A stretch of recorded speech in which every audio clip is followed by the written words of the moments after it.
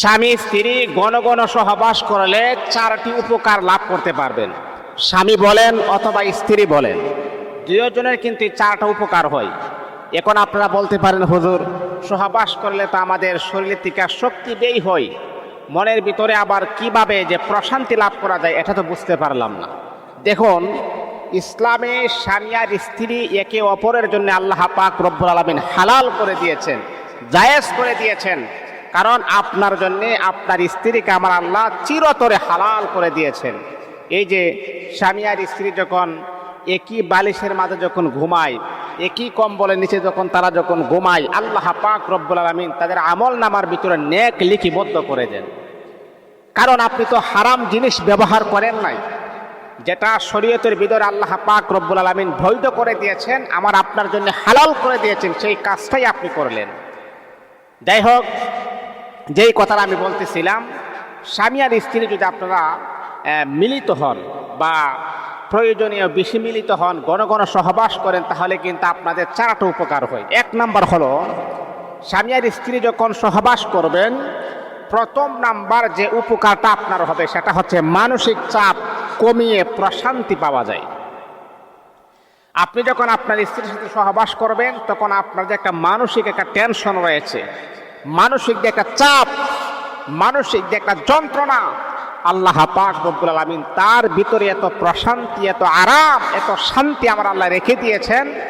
আপনি যখন আপনার বিবাহিত স্ত্রী, হালাল স্ত্রীর সাথে যখন সহবাস করবেন, আল্লাহ পাক রব্বুল আলামিন মানসিক চাপ আমার আল্লাহ কমিয়ে দিয়ে আমার আল্লাহ আপনার অন্তরের ভিতরে প্রশান্তি লাভ করায় দেবেন।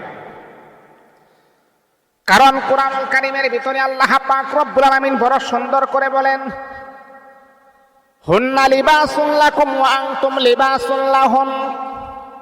এই কোরআনকে যদি আপনি প্রশ্ন করেন, কোরআনের ভিতর থেকে চমৎকার জবাব আসবে। আল্লাহ পাক বলেন, স্বামী আর স্ত্রী হলো একজন আর একজনের জন্য পোশাক। পোশাক যেমন করে তার শরীরটাকে ডেকে রাখে, ঠিক তদ্রূপভাবে স্বামী আর স্ত্রী একজন অপরজনকে ডেকে রাখে।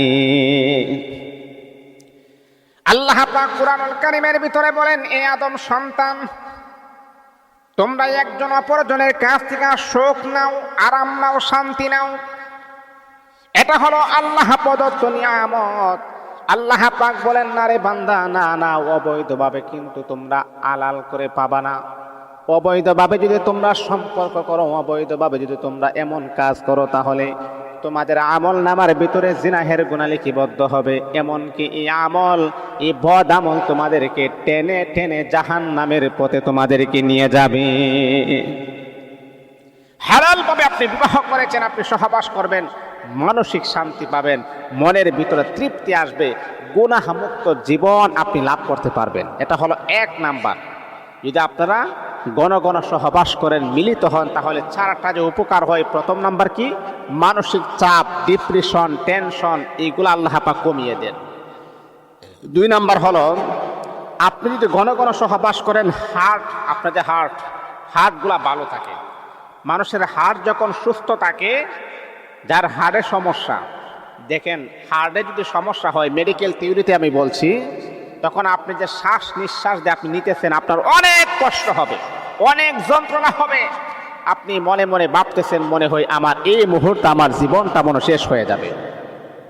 এই জন্য হার্ট ভালো থাকা, সুস্থ থাকা, এটা আল্লাহ পাকের প্রদত্ত একটা নিয়ামত। আমার আপনার নবী বলেন, স্বামী আর স্ত্রী একে অপরের সাথে যখন সহবাস করবে, আল্লাহ পাক তাকে মানসিক শান্তি দান করবেন, এমনকি আমার আল্লাহ তাকে শারীরিক শান্তিও দান করবেন। ও বন্ধু, আপনি জানেননি, মেডিকেল থিওরিতে তারা বলছেন, যদি স্বামী আর স্ত্রী সহবাস করে, আল্লাহ পাক রব্বুল আলামিন সহবাস করার পরে তাদের হার্টটা আরো স্ট্রং হয়, আরো শক্তিশালী হয়। এই হার্টের ভিতরে কোনো প্রকারের কোনো দুর্বলতা চলে আসে না। এই জন্য হার্ট যদি সুস্থ রাখতে চান, সতেজ রাখতে চান, তাহলে সহবাসের কোনো বিকল্প নাই। সহবাস করবেন, আপনি আপনার স্ত্রীর সাথে সহবাস করবেন, কোনো গার্লফ্রেন্ডের সাথে নয়, অবৈধভাবে নয়, কোনো অন্য স্বামী ছাড়া অন্য পর পুরুষের সাথে নয়। এটা হলো দুই নাম্বার। তিন নাম্বার হচ্ছে, যদি আপনারা বেশি বেশি মিলিত হন, রোগ ব্যাধি কম হবে। শরীরে যখন রোগ থাকে, শরীরে যখন অসুস্থতা যখন আপনার শরীরে যখন বাসা বাঁধে তখন কিন্তু আর কোনো কিছু ভালো লাগে না। আমার আপনার মনের ভিতর শান্তি লাগে না, কেমন কেমন যেন একটি ভাব, খাইতে ভালো লাগে না, শুইতে ভালো লাগে না, চলাফেরা করতে ভালো লাগে না, কাহার সাথে কথা বলতেও ভালো লাগে না। কেন? শরীর ভালো না।